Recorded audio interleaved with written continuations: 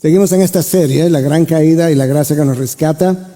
Y a lo largo de esta serie hemos visto 11, quizás este es el mensaje número 12, creo, acerca de todo lo que Dios tiene que decirnos, tanto acerca de nosotros y cómo caemos y tropezamos de nuestro corazón, así como acerca de la gracia suya, ¿verdad?, que nos rescata una y otra vez. En esta ocasión, puedes ir al segundo libro de Samuel. Recuerda que cuando vamos al Antiguo Testamento hablamos de libros, cuando hablamos del Nuevo Testamento hablamos de cartas. Segundo libro de Samuel, capítulo 11. Esta es la primera parte del mensaje, porque la segunda parte la vamos a ver en otro mensaje, porque, bueno, en un momento te digo el título de mi mensaje, pero el título revela que hay dos mensajes. La primera parte es hoy, la segunda parte es en el mensaje subsiguiente. Y yo decía en el primer servicio, yo tengo que confesar, si es la palabra, que mientras vamos a explorar y a expandir, estudiar, rumiar un texto que ha sido una de las historias más difíciles a la hora de poder como entender la historia, por lo que la historia revela. No es complejo el texto. Eso es lo que implica acerca de nosotros. Uno de los textos más difíciles de asimilar y como aún aceptarlo. Creo que después de muchos años Dios me ha permitido entender la corrupción de la naturaleza humana hasta donde mi humanidad me permite ver, y al mismo tiempo poder entender la inmensidad de la gracia de Dios, que es capaz de perdonar la perversión que se esconde en corazones de humanos, incluyendo hijos de Dios. Y este texto va a revelar, este texto y el siguiente va a revelar ambas cosas. La historia tiene que ver con la caída del rey David y su adulterio, no con Betsabé, sino contra Betsabé. Porque esto no fue un adulterio buscado por Betsabé. Esto fue algo que David buscó, provocó y realizó. Y además, es la caída de David, no solamente por el adulterio, sino por el homicidio altamente planificado del esposo de Betsabé. Esa es la historia. Por eso decía, yo tengo muchas razones para pensar que esta historia fue difícil para entenderla vivencialmente, existencialmente. Porque ¿cómo es posible que el hombre que Dios escogió como el rey de Israel para que tipificara el reinado de Cristo, porque Cristo se sienta en el trono de David, dice la palabra, wow, que Dios escogiera, que el hombre que Dios escogiera, porque era un hombre conforme a su propio corazón, que este hombre ha sido el que se alejó tanto de su Dios, que en un momento dado él se comporta como un incrédulo, y escúchame hermano, como un pagano, un impío, y no como cualquier incrédulo, literalmente hablando. El texto a cubrir es bastante largo, por eso yo no te lo voy a leer todo completo, sino que lo vamos a leer completo, pero en porciones. Y yo he titulado el mensaje, usé una palabra que me facilitó mi hermano Reinaldo, porque es una palabra coloquial, es una palabra fuerte, pero esa es la palabra. Yo estaba buscando como una palabra que me diera el push, el empuje de lo que quería que el título transmitiera, y esta es la palabra. Y este es el título: el pecado que te embrutece, esa es la palabra, y el Dios que te devuelve a la razón. Hoy lo que vamos a ver es el pecado que te embrutece.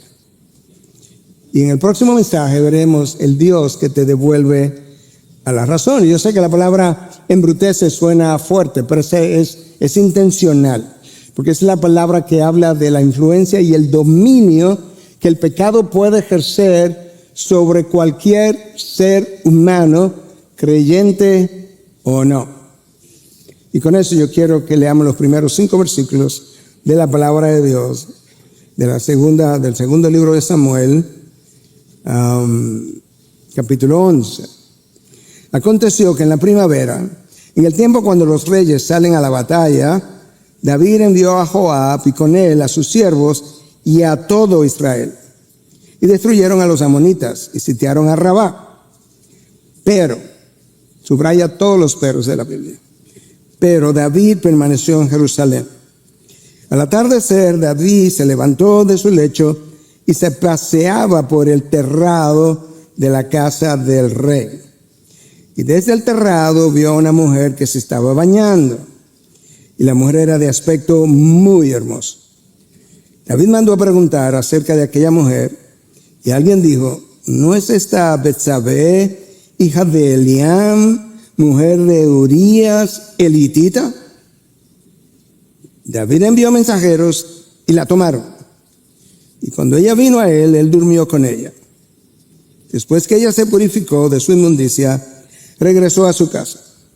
Y Betsabé concibió y envió aviso a David diciendo, estoy encinta. Wow. Me voy a parar porque ya es suficiente para rumiar por un buen tiempo.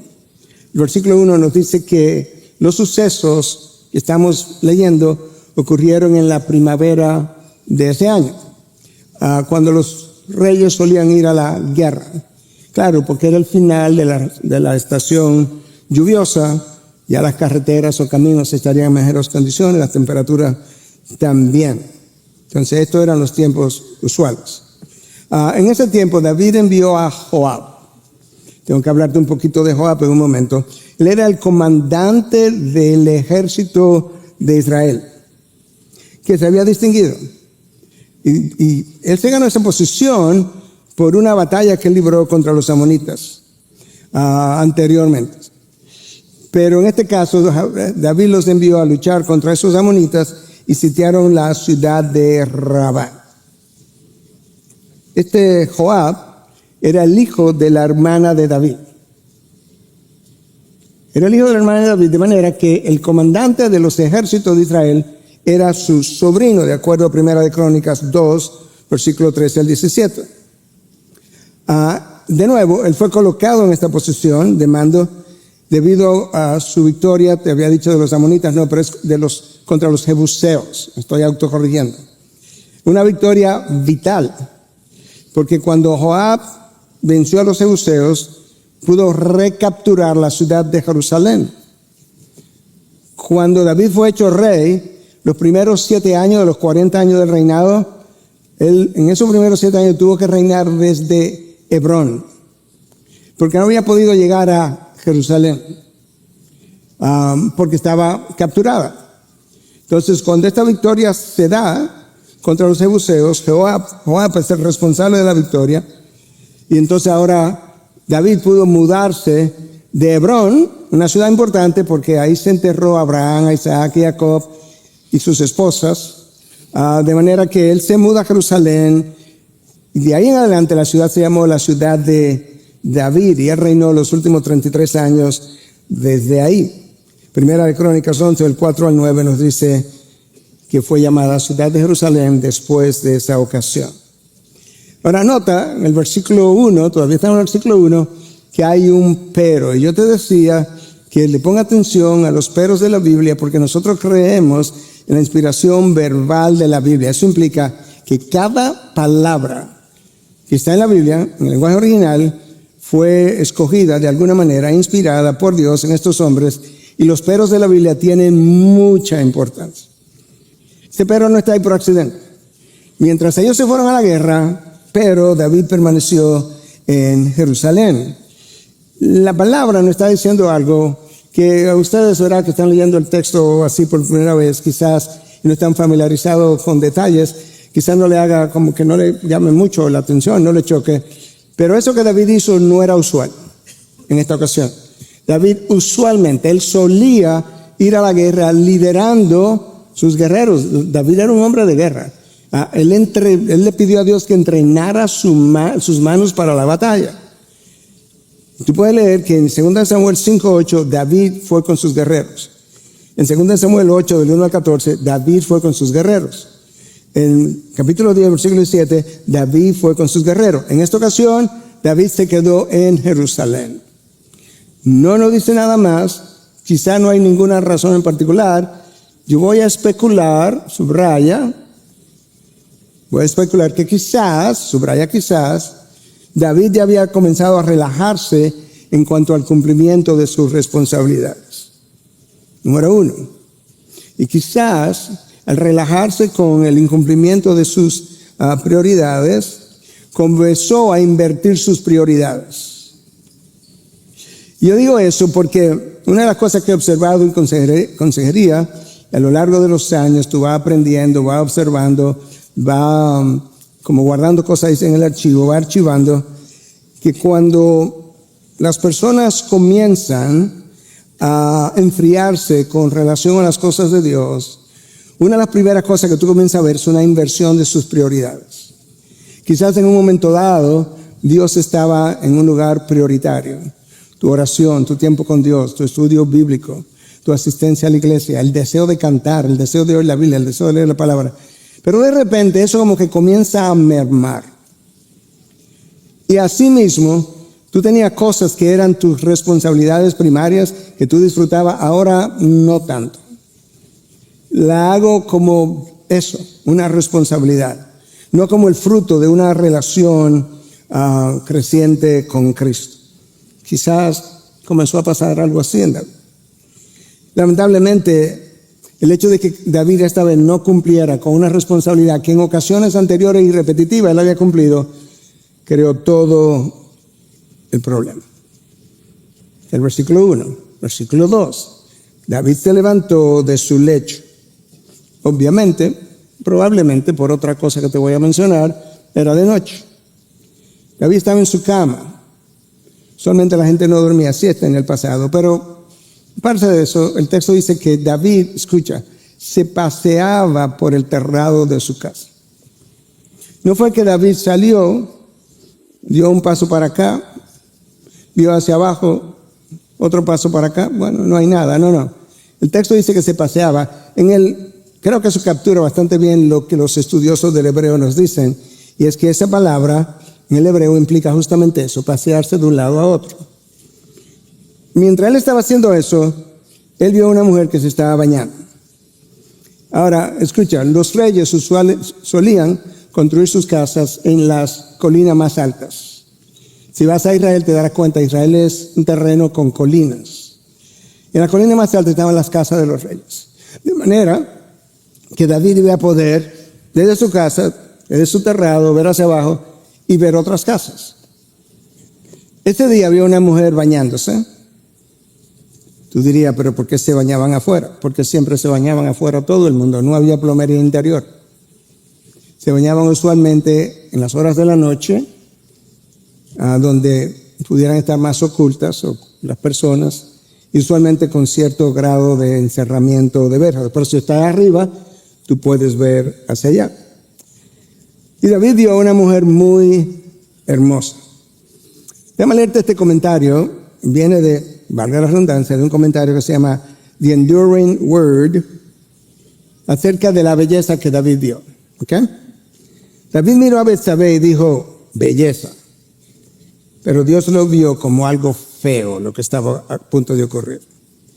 Los placeres anhelados del pecado nos engañan, como el cebo esconde al anzuelo.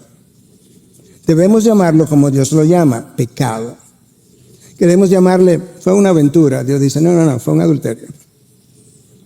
Queremos llamarle amor. Dios dice, no, amor no, lujuria.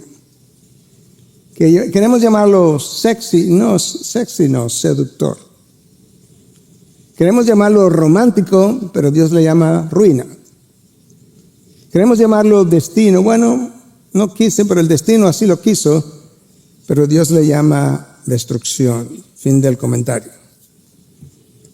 Ahora alguien pudiera pensar, porque algo que está en el texto más claro en el original, cuando dice que Betsabé era muy hermosa, el original da la impresión de que ella era extremadamente hermosa. El inglés dice strikingly beautiful. Tú podrías pensar, wow, pero quizás es una tentación difícil de pasar. El problema es que la tentación no fue el problema. Fue el corazón de David. Y lo mismo es cuando tú y yo estamos tentados, hermanos. Déjame compararte dos corazones con tentaciones distintas y comportamiento distinto. José, Génesis 39, ha llegado como esclavo a Egipto y a través de una serie de circunstancias, Potifar lo pone a cargo de su casa. Potifar sale de viaje. La mujer de Potifar se enamora de José y lo tentaba todos los días, hasta el punto que en un momento dado le quitó la ropa. Esto era una mujer lujuriosa. Le quitó la ropa. Le dijo, ven y acuéstate conmigo. Esa palabra está en la Biblia. Escucha la respuesta de José, Génesis 39, versículos 9 y 10.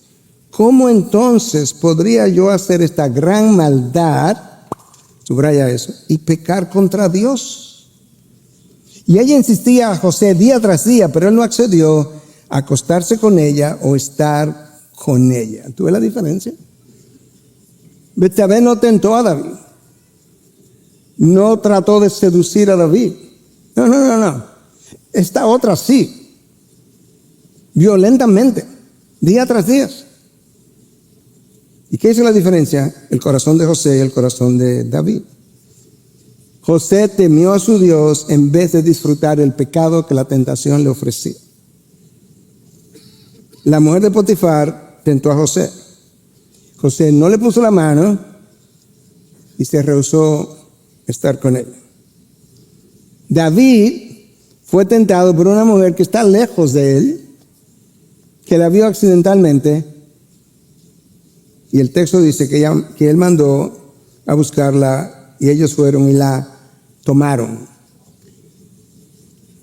En esta palabra, convenció, no digo que está en lo correcto, pero convenció al pastor John Piper de que eso implica para él y el resto del contexto que David la violó. Yo no sé si la violó o no, de lo que yo estoy seguro que eso fue un abuso de poder. David era la máxima autoridad, nadie se le negaba al rey, el esposo no está ahí, es de noche y no pierda de vista que el texto dice que sus emisarios la tomaron, no fue como, a ver, el rey David quería tener una entrevista contigo.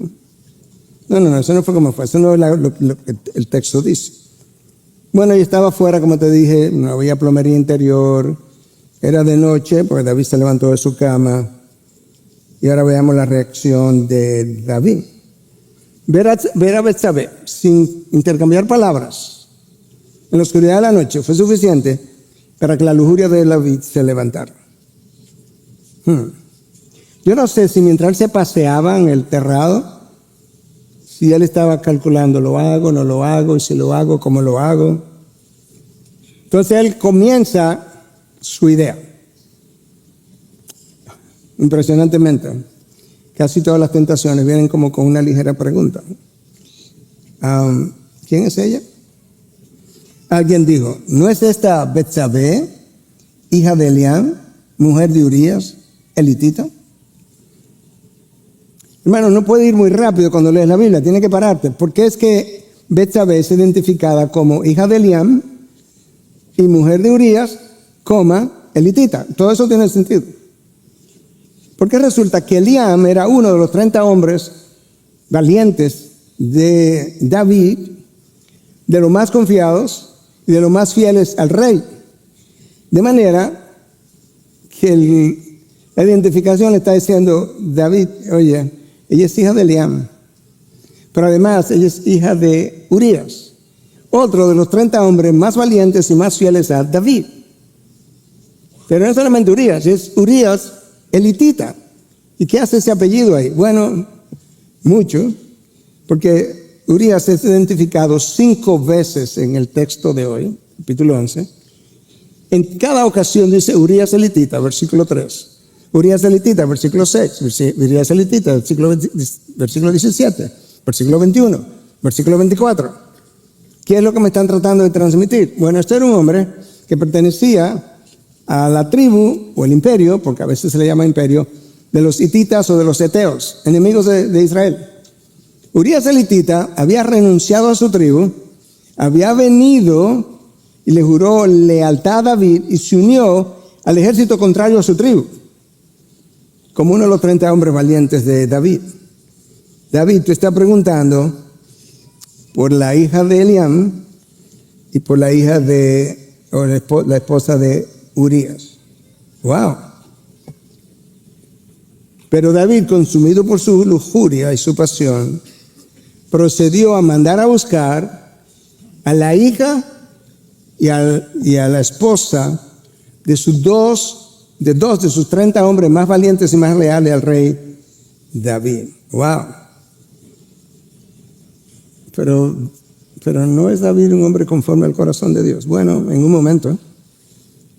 Ese simple hecho de conocer esos dos hechos, y sobre todo, Betsabé tiene esposo, debió haber parado a David. David no amó a su prójimo como a él mismo. No. Porque Eliam era su prójimo, el papá de Betsabé, a él no lo amó. Betsabé era su prójimo, a ella no lo amó.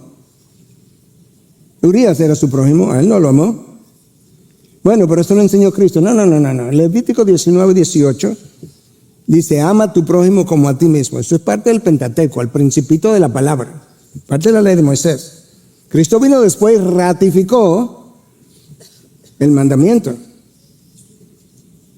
Wow. Y en ese momento David tampoco amó a Dios. No, amó a su lujuria más que a su Dios y a su prójimo. Se amó a sí mismo. El otro no se lo llevó de encuentro. Ahora tú entiendes el título, el pecado que embrutece y el Dios que te devuelve a la razón. El pecado ciega, hermano. Nubla la mente hasta que te hace estúpido e insensible y te lleva a amar a tus pasiones por encima del amor a Dios. Una y otra vez. Cuando David vio a Betsabé y la vio hermosa y la deseó, violó el 10º mandamiento de la ley de Dios. No codiciarás la mujer de tu prójimo. El mandamiento dice que no codiciarás otras cosas, pero ahora no codiciarás la mujer de tu prójimo. Él debió haber separado, pero no. Él envió mensajeros. Y el texto dice que ellos fueron y la tomaron. Y cuando ella vino a él, durmió con ella. Ahora hemos violado el 7º mandamiento de la ley de Dios. No cometerás adulterio. Ella queda embarazada y le dice, David, hay un problema, yo no sé qué hacer. Acuérdate que las mujeres en la antigüedad no tenían mucho voz y voto. Estoy encinta. Y será otro momento para David decir, uy, cuando le dijeron que era la hija de Eliam, uy, esposa de Urías, uy. Pero no, él no se paró. Cuando se sintió provocado, debió haber entrado a su casa. Job, que escribió en la época de los patriarcas, Abraham, Isaac y Jacob, anterior a David, dijo que había hecho un pacto con sus ojos para no lujuriar o codiciar o verse tentado con algo contra Dios. Y lamentablemente, hermanos, lo que David quiere una vez oyó, estoy encinta, yo tengo que ver de qué forma yo quedo bien delante de los hombres. David ha ignorado completamente a Dios en el momento de cometer el pecado y luego en el momento de querer ocultar las cosas delante de los hombres, porque delante de Dios no la pudo ocultar. Y ese es el problema de la mayoría de los seres humanos, incluyendo los hijos de Dios. Tememos más la crítica y el señalamiento de los hombres que la condenación del mismo Dios. Tememos más la crítica y la condenación de los hombres que la condenación del mismo Dios. Yo había escrito, y luego lo borré en mi mensaje, que David había comenzado a descender una escalera en espiral, como hacia abajo, y después dije, no, una escalera tú vas despacio.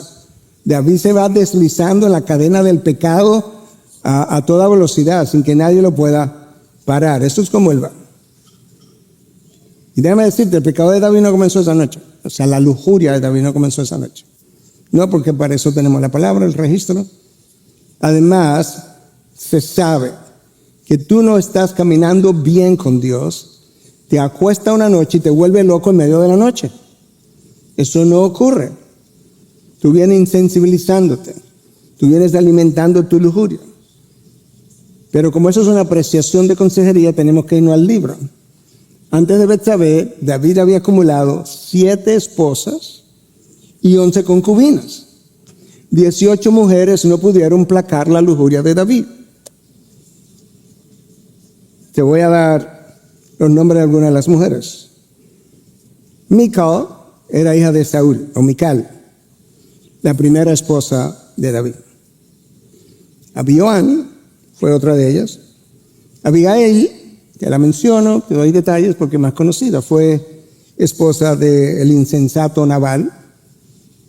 Se mostró inteligente cuando David estaba a punto de cometer una masacre contra el insensato Nabal y Abigail se metió por el medio. Cuando él murió, David la tomó y la palabra la describe como una mujer sabia, inteligente y hermosa.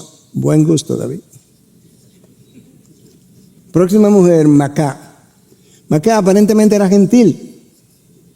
O sea, David, tú tienes una prohibición en la ley de Moisés que no puede tener matrimonio mixtos. Y Macá fue el fruto de una guerra de conquista de David, se quedó con la esposa. Agui, Abital, Egla y ahora Betsabé, más 11 concubinos. Ya tú sabes por qué su hijo de Betsabé, tuvo 1000 mujeres. Déjame ponerte tu ejemplo, David, aumentado como ocurre frecuentemente en las generaciones de los hijos. Hermano, la lujuria de la carne, que no es simplemente sexual, es cualquier deseo desenfrenado que tú no puedes parar. Eso es lujuria. Es capaz de llevarse por delante lo que encuentre, la virginidad de una persona, el cónyuge de otro, tu propio cónyuge, tu familia, tu reputación, tu iglesia, la gloria del nombre de Cristo. Y cuando esta lujuria nace, lleva a cabo lo que quiere en un cristiano, él atropella la gloria de Dios, lo sepan los hombres o no lo sepan, y embarra el nombre de Cristo. Mencionaba ayer, yo estaba en Jarabacoa con un grupo de líderes del ministerio ASIS. Estaba hablándole ayer de otro tema.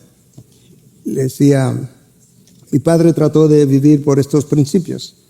Y cuando me veía hacer cosas pequeñas, me miraba y me decía, yo no puedo creer que un hijo mío pueda hacer algo como eso. Yo estaba en 8º grado, 7º grado.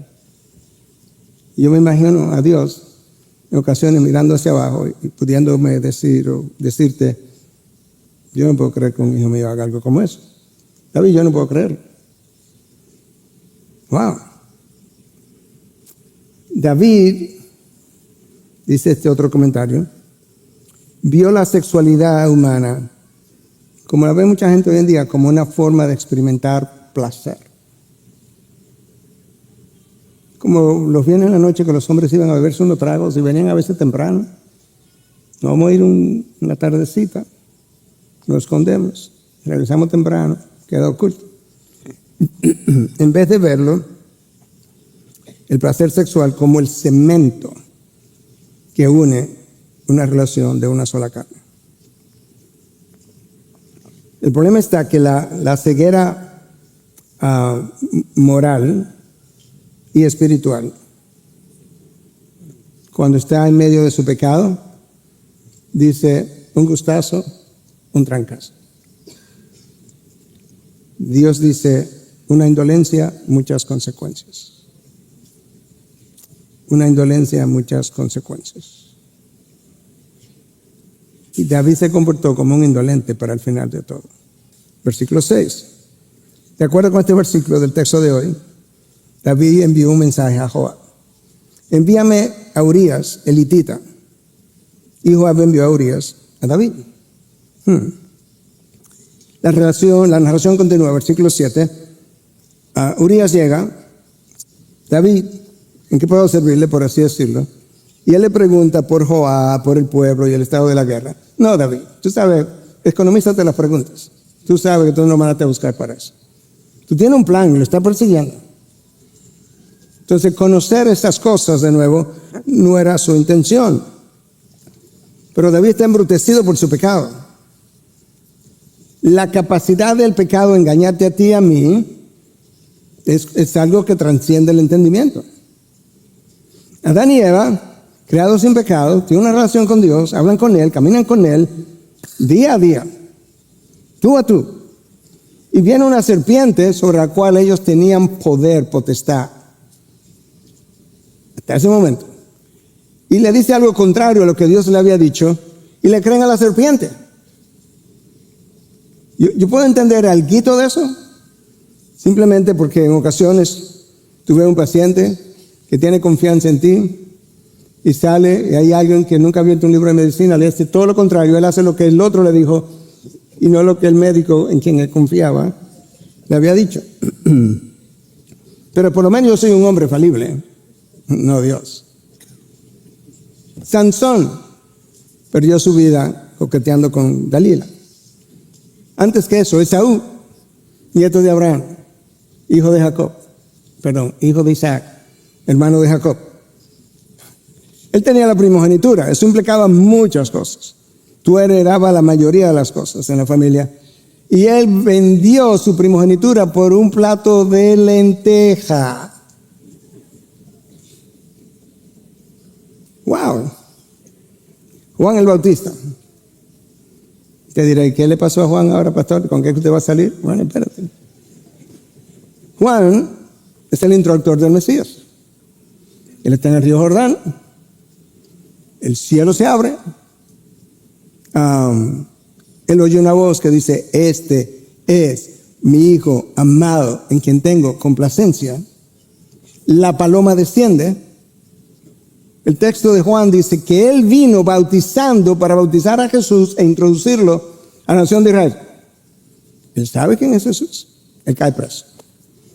Cuando está preso, él dice, esto es como raro. ¿Cómo que el introductor del Mesías está preso? Y él llama a alguno de sus discípulos y dice, mira, vayan donde Jesús y pregúntale si él es el Mesías que debía de venir o si tenemos que esperar a otro. ¿En serio, Juan? Pero a ti se te olvidó que el cielo se abrió, que el Padre habló de su Hijo. ¡Wow! Que la paloma descendió. Que Dios le dijo, aquel en quien descienda la paloma, ese es. Tú no la viste. Y él tiene dudas. ¿Y Pedro? Caminó sobre las aguas y prácticamente en la cara del Mesías le dice que no lo conoce, que no lo conoce, que no lo conoce, que maldita sea que no lo conoce. Es la ceguera del pecado. Pero es tuya también. Y es mía también si dejo que el pecado crezca en mi vida. La historia continúa, versículo 8. Luego, David prosigue su plan porque él lo que quiere es ocultar su pecado. Entonces ahora él está hablando mentira. Él quiere ocultar este pecado. Con lo cual, él viola el 8º mandamiento de la ley de Dios. No mentirás. Al precio que sea, yo voy a ocultar esto. Hasta ahora David ha violado 3 mandamientos. El 10º, prohíbe la codicia. El 7º, que prohíbe el adulterio. Y el 8º, que prohíbe la mentira. Y no hemos terminado. Entonces David invita a Uría que descienda a su casa y se lave los pies. Uría sabe lo que eso significaba. No tenía que decirle nada más. Tiene mucho tiempo en la guerra. Ve, higienízate. Tú no has estado con tu esposa mucho tiempo, ni ella contigo. El resto tú lo entiendes. Al otro día, David quiere saber, obviamente, Uría fue o no fue, porque él tiene un plan. Él quiere que este embarazo aparezca de Urías. Y entonces mandó a preguntar, ¿y Uría? Le dijeron que Uría prefirió dormir a la entrada de la casa del rey con todos los siervos de sus señores. ¡Wow! ¡Qué hombre este! Entonces, pero David no está contento porque no se le dio el plan. Entonces, David recibe ese reporte. Él no bajó, se quedó anoche aquí con todos tus siervos, durmiendo ahí a la entrada, a la puerta. Entonces, David le dice a Urías, ¿no has venido de un largo viaje, de hacer un viaje? ¿Por qué no bajaste a tu casa? Se entiende, ¿verdad? ¿Por qué no fuiste a tener cierta intimidad, cariño, amor con tu esposa? Escucha la respuesta de este hombre extraordinario que no está nada ciego, que piensa correctamente y que tiene otro tipo de corazón que el de David en este momento. Urías respondió a David: el arca de Israel, que representa la presencia del Señor, y Judá están bajo tiendas, eso es en guerra. Y mi señor Joab, el jefe, el comandante de la armada, y los siervos de mi señor acampaban a campo abierto, en peligro. Escucha la pregunta de Urías para David: ¿he de ir yo a mi casa para comer, beber y acostarme con mi mujer? Por su vida y la vida de su alma, que no haré tal cosa. ¡Wow! David, no, yo soy de aquellos que sufren con los que sufren. Mi pueblo, mi comandante, Judá, está a campo abierto, en peligro. ¿Cómo yo puedo estar disfrutando, comiendo, bebiendo, mientras ellos están en las condiciones que están? David perdió la razón. Cuando perdió la razón, perdió el temor al pecado, perdió el temor al Señor, y cuando perdió el temor al Señor, perdió el temor al pecado, llegando a amar más su pecado que a su propio Dios, que lo había hecho rey. Entonces, escucha la palabra, los peros y los entonces para mí son importantes en la Biblia. Como esto no se dio, entonces David dijo a Urías: quédate aquí, hoy también, y mañana te dejaré ir. Y se quedó Urías en Jerusalén aquel día y el siguiente. Y David lo convidó a comer y a beber con él y lo embriagó. En serio, David, ¿hasta dónde que tú vas a llegar? Lo emborrachó. Oye lo que el texto no dice. Y Urías se emborrachó. No, David lo incitó a beber, a embriagarse, porque él tiene un plan. Al anochecer, David pensó: borracho se va para su casa. Urías salió a acostarse en su cama con los siervos de su señor, pero no descendió a su casa. ¡Wow! La fidelidad de un corazón. A David, a su comandante Joab y a todos sus compañeros que estaban bajo guerra. David violó otro principio de la palabra, Proverbios 20:21. El vino es provocador. Exactamente, David. Tú quieres provocar la lujuria de Urías que tú tienes, que él no tiene, con el vino. La bebida fuerte es alborotadora, y cualquiera que con ello se embriaga no es sabio. No, claro, David no está siendo sabio, bien estúpido, bien necio.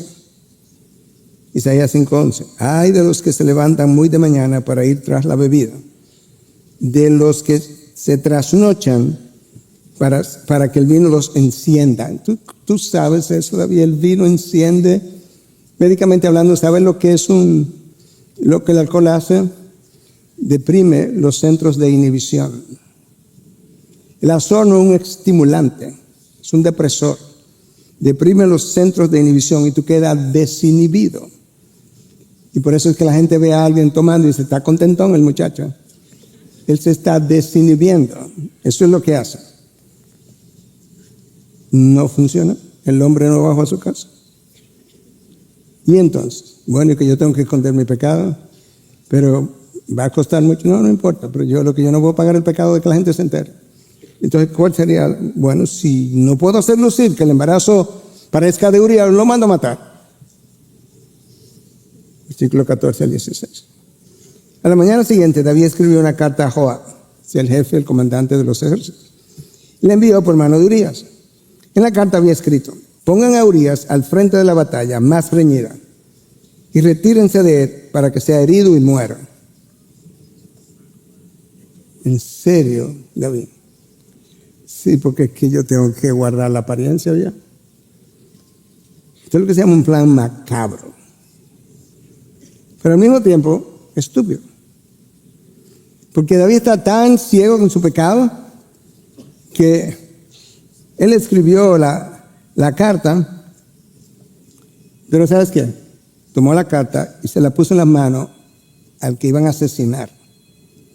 Yo creo que David sabía: Urías es tan noble que no se va a atrever a abrir la carta. Y no la abrió. Joab recibe la carta Yo voy a leer entre líneas porque el texto no lo dice. Pero yo creo que Joab dijo, no, pero que si nosotros hacemos esto de esa manera, va a quedar obvio, va a ser evidente que David mandó matar a Urías. O sea, lo vamos a poner en una línea caliente de fuego. Y cuando las cosas estén arreciando, nos retiramos todo, dejamos a Urías solo, se murió Urías. Joab sabe que no puede desobedecer al rey. Entonces él tiene que lograr la muerte de Urías, pero así no. Porque tiene que cubrir al rey. Entonces escucha lo que Joab dice. Versículo 16. Así que cuando Joab asediaba la ciudad, están peleando, puso a Urías en el lugar donde sabía que habían hombres valientes, un grupo de hombres valientes. Y los hombres de la ciudad están adentro, Joab está afuera con Urías. Y los hombres de la ciudad salieron y pelearon contra Joab. Y algunos de los siervos de David cayeron y murió también Urías el hitita. Ok. Ahora sí. Urías no murió solo, no murió desamparado. No murió como que lo rechazaron, murió con varios más. Se cumplió el deseo del rey, pero no, o sea, el rey va a quedar descubierto y yo también, porque yo llevé a cabo el plan. Entonces, había que informarle al rey. Versículo 19, entonces ahora Joab dio orden al mensajero. Cuando hayas acabado de contar al rey todos los sucesos de la guerra, si sucede que el furor del rey se enciende y te dice, ¿por qué se acercaron tanto a la ciudad para pelear? ¿No sabían que dispararían desde el muro? Entonces le dirás, también su siervo Urías, el hitita, ha muerto. O sea, en caso de que el rey se aire, piensa Joab, porque la orden era que mate a Urías solo, pero resulta que verá que Urías murió, pero se murieron varios más. En caso de que el rey se aire y te diga, ¿por qué se acercaron tanto al muro? Porque desde el muro era que estaban los arqueros disparando las flechas y muchas veces se tiraban rocas y piedras desde ahí para que ocurriera eso. Si te dice algo, entonces esto es lo que te voy a decir. El mensajero partió y se fue. El mensajero dijo a David, llegó a David y le dijo, los hombres prevalecieron contra nosotros y salieron al campo contra nosotros, pero los rechazamos hasta la entrada de la puerta. Lo empujamos, llegamos hasta la entrada de la puerta. Eso es lo que explica por qué nos acercamos tanto hasta la muralla. Pero los arqueros tiraron contra sus siervos, desde la muralla, claro. Y algunos de los siervos del rey han muerto. Y también su siervo Urías, el hitita, ha muerto. Wow. Tú pensarías que en otras circunstancias David, que había apreciado tanto a Urías, uno de sus hombres más fieles, se hubiese entristecido, hubiese dicho qué pena. Wow, y murieron otros también, de los valientes, qué pena. No, quizás pensó, bueno, yo lo reemplazo mañana. Consigo uno más. Escucha lo irónico, lo cínico de la respuesta de David. Versículo 25. Entonces David dijo al mensajero, así dirás a Joab, el comandante que está allá, no tengas pesar por esto, no te preocupes, se murió un pollo, uno más. ¿En serio, David? Sí, pero es que mi plan se está dando. No, David, David le dice, escucha, versículo 25, no tengas pesar por esto, porque la espada devora tanto a uno como al otro. Haz más fuerte tu combate contra la ciudad y destrúyela y tú aliéntalo. O sea, a este mensajero, tú vas donde Joab, oye, dice David que no tenga pesar por esto, que la espada al final destruye tanto a uno como al otro y que tú más bien haces el combate más fuerte, destruye la ciudad y tú, mensajero, alienta a Joab. ¿En serio, David? No, David. Tú mandaste a matar a Urías. Tú eres culpable de homicidio con premeditación y alevosía. No me venga con que la espada mata a uno y mata a otros. No. El rey David, con un corazón conforme al de Dios, hecho rey por Dios, concibió este plan.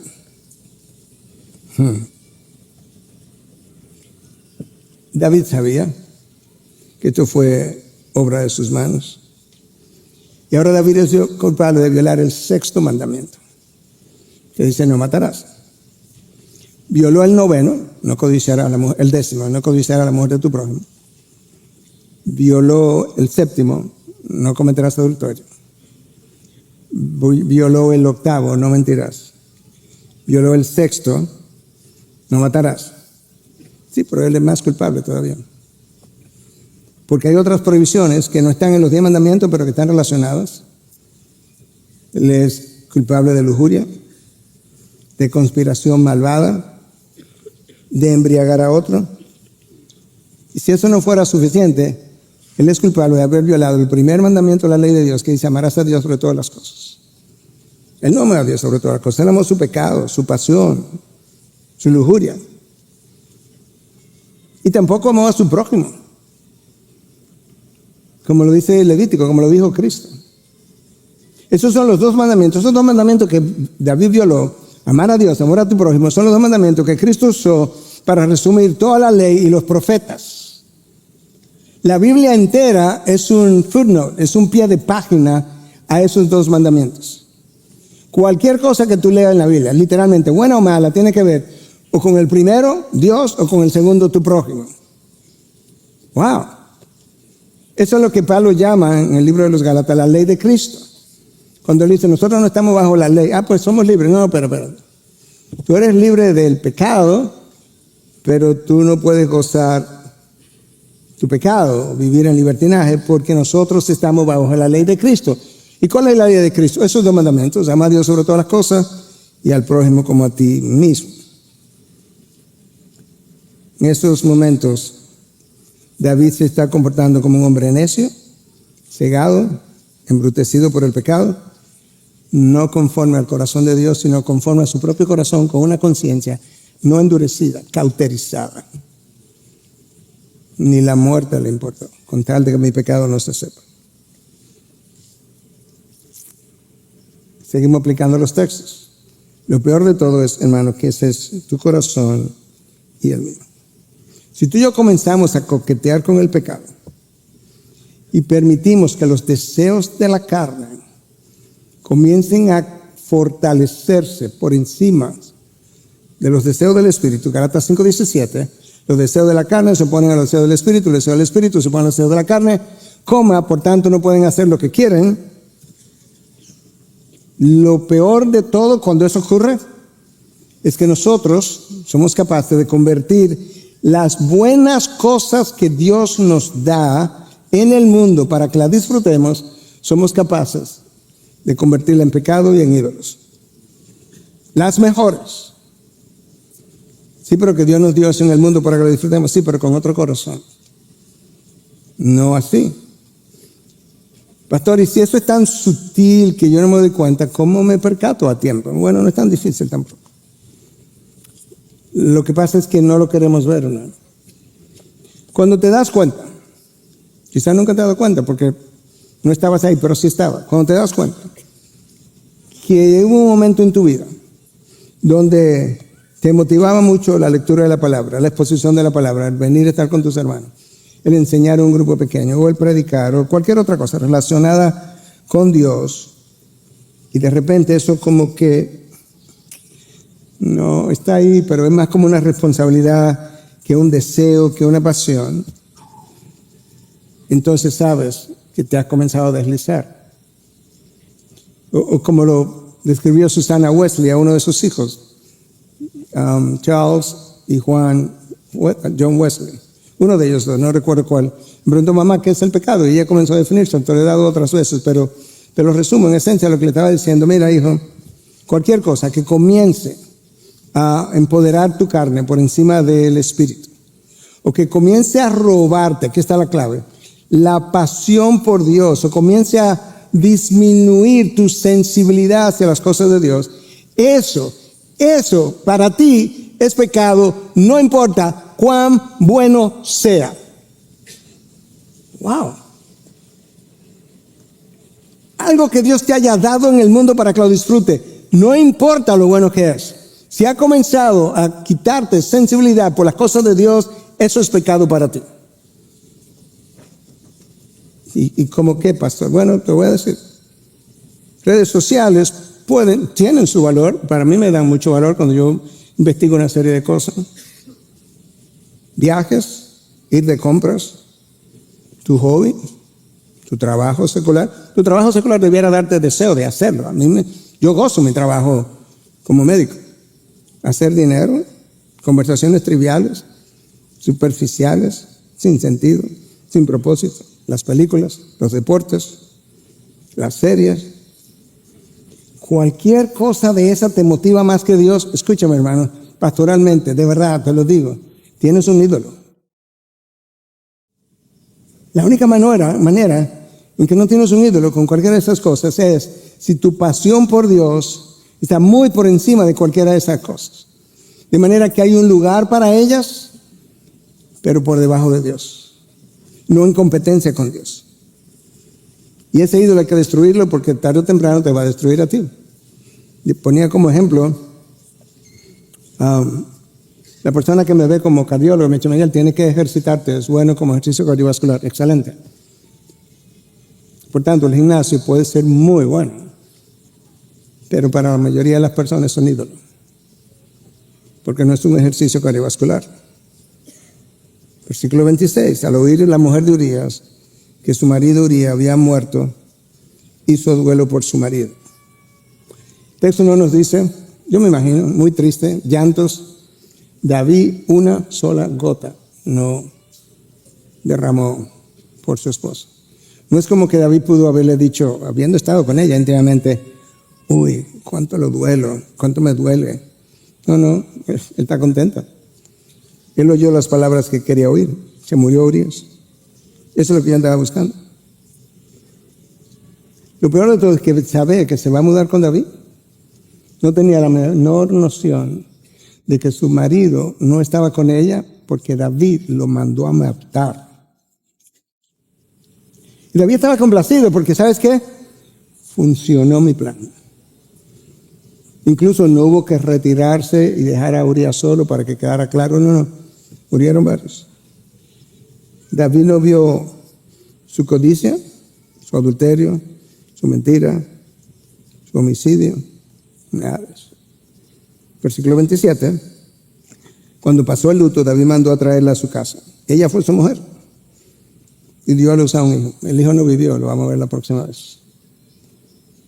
Pero lo que David había hecho, escucha, pero, otra vez, escúchame, los pero, no lo pase por alto.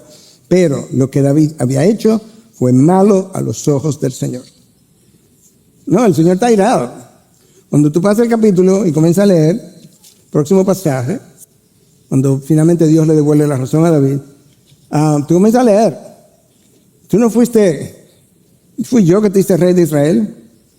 Fui yo que te escogí como un hombre conforme a mi propio corazón. Incluso te permití que tuviera otras mujeres. ¿Qué más? ¿Qué más, David? ¿Qué más tú querías? ¿No te era suficiente todo eso? No le fue suficiente. Hermano, tú has visto esto. Tú conoces la historia. La pregunta es si la había rumiado de esta manera. ¿Y ahora qué? Como dicen en inglés, so what? O sea, cada mensaje que tú oyes, cada lectura que tú tengas, cada libro que tú leas, hay un so what. ¿Y entonces qué? ¿Qué voy a hacer esto? Porque si no voy a hacer nada con lo que leí, ¿para qué lo leí? Bueno, gané información. No, es que el conocimiento no es para información, es para transformación. ¿Qué vas a hacer, hermano? Tú tienes que hacer introspección, tienes que revisarte, tienes que ver cuáles cosas han ido perdiendo pasión por Dios. ¿Qué cosas te han estado quitando la pasión por Dios? Escúchame, tú y yo somos como un pastel. No podemos tener 200% de las emociones. Si le doy 10% a algo, queda 90% para lo otro. Si le doy 10% a Dios, me queda un 90% por todas las ofertas del mundo. Tiene muchos ídolos, pero tu pasión por Dios no es algo prioritario, no la tiene. Hermanos, muchos de ustedes a lo largo de los años, creo que me preguntan con razón, porque se preocupan genuinamente por mí, lo entiendo. Dios sabe que se lo creo y lo aprecio. Pastor, ¿cómo que usted puede hacer tantas cosas y tiene tanta energía? Escúchame, mi pasión por Dios es la energía para el trabajo de Dios. Mi pasión por Dios es la energía para el trabajo de Dios. Entonces, ¿qué voy a hacer? Hermano, ¿tú quieres saber qué es lo que Dios espera de ti, de mí? Está en su palabra. Pero yo no puedo leerte la palabra entera, pero te puedo recordar en 2 minutos Lo que supone que Dios espera de ti, escucha. ¿Ok? Efesios 4:1. Se nos llama a vivir de una manera digna de la vocación con la que hemos sido llamados. Digna del llamado que tiene. Vive de esa manera. ¿Y cuál es el llamado que tiene? Bueno, te lo voy a decir. Efesios 5:1. Un capítulo más adelante. Que seamos imitadores de Dios. ¡Wow! Dios me dice, mira, aquí está mi revelación. Aquí está mi récord. Aquí está mi carácter. Imítame. Te mandé a mi hijo para que él me viviera allá abajo. Imítalo a él. Te dejó sus huellas, sus pisadas, sus ejemplos, sus enseñanzas. Imítalo a él. ¿Y qué más Dios espera de mí? Bueno, sed santo, porque yo soy santo. Y tiene que imitarme. Levítico 11, 44 y 45. Antiguo Testamento. Primera de Pedro 1:16. Nuevo Testamento. Sed santo porque yo soy santo. ¿Quieres saber qué yo espero de ti? Que seas santo. Romanos 12:1. ¿Qué más yo espero de ti? Que sea un sacrificio vivo, santo, agradable a mí, a Dios. Yo no quiero que me ofrezca un sacrificio como en el Antiguo Testamento. Yo quiero que tú seas un sacrificio. Tú eres el sacrificio y tú eres el sacerdote. Tú el sacrificio y tú el sacerdote. Tú te ofreces a ti mismo, a mí, como sacrificio vivo, no uno muerto, santo y agradable a mí. Romanos 12:1. ¿Y qué más tú esperas de mí? De mí. Pablo le dijo a Timoteo en 2:22, huye de la tentación. No hay muchas cosas que tú vas a encontrar en la palabra que te dice, huye, huye, huye. No. Esta es huye. No es que la resista. No la va a resistir. Huye. Se nos llamó a andar por el Espíritu y no cumplir las obras de la carne. Eso es Gálatas 5:16. Anda por el Espíritu, depende del Espíritu. Y no complazca las obras de la carne. El Espíritu te guía, pero tengo que andar por Él. Y no puedo separarlos. El Espíritu de la palabra no funcionan separados. Finalmente, se nos llamó a velar y orar para no entrar en tentación. Inmediatamente después del Padre Nuestro. Velar. Orar. Velamos, oramos, por eso entramos en tentación. Y cuando llega la tentación tampoco estamos preparados, porque la oración es la que nos prepara. Pastor, entonces, ¿qué hago? Bueno, ya tienes lo que Dios, resumido, lo que Dios espera de ti. A introspección. Busca cada pensamiento, cada actividad, cada cosa que hace, cada cosa que piensas. ¿Dónde vas? ¿Para dónde vas? ¿Dónde pones tus manos? Piénsalo a la luz de lo que Dios espera de ti. Arrepiéntete, hermano, arrepiéntete. Porque cuando le da larga tu pecado oculto, no solamente que Dios lo va a revelar, sino que las consecuencias serán mucho mayores. Grandes fueron las consecuencias que David trajo sobre el matrimonio de Betsabé y Urías, pero ¿sabes qué? En el próximo mensaje vamos a ver que mucho mayores fueron las consecuencias sobre la familia de David. Mucho mayores. No solamente por su hijo con 1000 mujeres, David tuvo 18, el hijo tuvo 1000. No, todo lo que pasó a lo interno con sus propios hijos. Wow. En la terraza donde David se estuvo paseando, en esa terraza, su hijo Absalón se acostó con 10 de las mujeres de David, a la luz de todo el mundo. Eso es lo menos. No juguemos con Dios, hermanos. No juguemos con Dios. En el reino de los cielos, el que la hace, la paga. Esta es una oportunidad preciosa. Otro llamado más de atención. Arrepiéntete. Mira a la próxima generación. No le hagas pagar tu pecado. Y tú podrás decir, bueno, pero no dije que ya los hijos no dieran el pecado, la consecuencia del pecado de los padres. No. Pero tienen el modelo ante sus propios ojos. Y si te enfrías, ellos se enfrían más. Mucho más. Y si le modela, ellos modelan peor. Cantamos que tu voz no voy a resistir, voy a escuchar, no rechazaré, eso lo cantamos, tu voz no voy a rechazar, no la rechacen, esta es su voz, esta es su voz, esta es su voz. Padre, gracias por tu voz recurrente, repetitiva. Oh Dios, mis oídos están tan llenos de ruidos del mundo que ni siquiera puedo escuchar tu voz. Perdóname, perdónanos. Abre nuestros ojos. Danos deseo para revisar nuestras vidas, para ver cómo tú la ves. Recuérdame que lo importante no es lo que la gente piense que yo soy, lo importante es lo que tú crees y sabes que yo verdaderamente soy.